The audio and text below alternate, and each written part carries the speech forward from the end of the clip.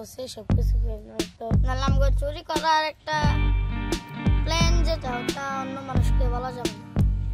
সব যদি হচ্ছে আমরা বলে দিই কিভাবে করেছি কেমন করে হয়েছে ওগুলো তো আমাদের সিক্রেট থাকে। তারপরে ধরেন কত ছোট পোলাপান আছে ওরা শুনে যদি বড় হয়ে এই কাজে ব্যবহৃত হয়ে যায় তাহলে এটা তো না, এটা ছোটদেরকে বলা যাবে না, আমরাই দেখ। ছেলেদের হাতে মোবাইল থাকে, মোবাইল দিয়ে যায় ফেসবুকে যায় এরকম ভাবে দেখতে পারে। এই জন্য আমরা আর কি বলতে যাচ্ছি না, বুঝছেন?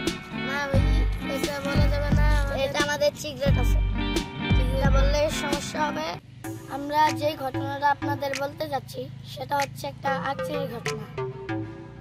সত্যি কথা বলতে কি এখানে অনেক ভয়ঙ্কর আর অনেক ক্ষতিকর একটা কাহিনী। সবার আগে আমরা শুক্রবারের নামাজ পড়ে যাচ্ছিলাম খেতে যে আমি অনেক তাড়াতাড়ি ঢুকে গেছিলাম। আর এই যে একটু আস্তে আস্তে কিন্তু তাড়াতাড়ি ঢুকে গেছিল, কিন্তু মালিকটাকে সে দেখতে পেল না। আমি মালিকের দেখতে পেলাম না, কিন্তু কয় দেখেছে ওই ধরতেছে আমার ধরছে। আপনার কি আগে কখনো গিয়েছিলেন ওই খেতে? না আমি জানি। আপনি গেছেন? হ্যাঁ গিয়েছি। আগে কিছু থাকলে বলেন। আর আগে একটা গেছিলাম ওই যে সাবনের ফুফু, হ্যাঁ সেখানে গিয়েছিলাম। ওখানে গিয়েছিলাম আর তো দেখি আখ খেত ওই যে আমি আরে গেছিলাম আরেকবার ওই যে মায়া ফুফু ওর দ্বারা গেছিলাম। এরপরে আখ খেত দেখছে আমরা যাই না, আর কি বড় হইলে যাবো, আর গেছে আখটা বড় হইলে যাবো। এরপরে গেছে নি এই যে তারপরে আমরা গিয়েছিলাম আর আমি তো ঢুকে পড়েছি, আমার ধরে ফেলেছে, ওই ধরতে হয়েছে। পরে আমার ধরে একজনের বাড়ি নিয়ে সে আবার মেম্বার, বুঝছেন? তো নিয়ে গেল, তারপরে ওই বললো, পরে আমার গার্জিয়ানের কাছে খবরটা চলে গেল, পাঠিয়ে দিয়েছে মোবাইল দিয়ে আর কি ফোন করে। তারপরে গার্জিয়ান বললো ছেড়ে দাও, বাড়িতে আসলে আমি দেখবো। কিন্তু ঘটনাটা হচ্ছে কি আসার সময় আমাদের ছেড়ে দিয়েছে, আমি আসতেছি, কিন্তু আমরা ভাবতে আছি এখন কি হবে বাড়িতে গেলে, ভাবতে আছি।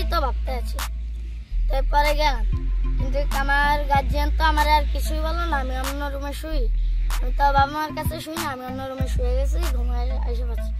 পরে আব্বু চিল্লাচিল্লি করতেছে, আমটা মানছে, মানে এরকম রোজার সময় আর কি, রোজা। তো আমটা আনছিল, খাইছি, কিন্তু আমার আপু অন্য রুমে দিয়ে এসে আমার আম অন্য রুমে দিয়ে এসে জায়গায় আমি খেয়াল এসেছি, পরে আবার ঘুমাইছি।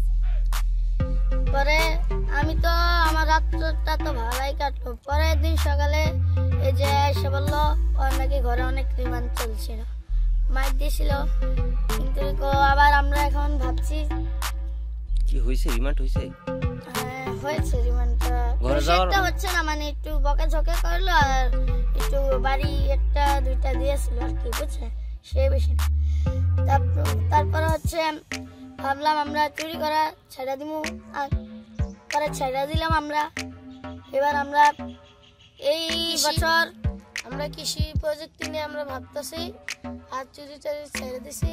এবার আমরা মানে কৃষি কার্য করতেছি আমরা। দেখি ভালো কিছু করতে গেলে তো আবার কোন একটা বাধা বেশি একটা থাকে না। Yo, I ain't here for the money, I ain't here for the fame.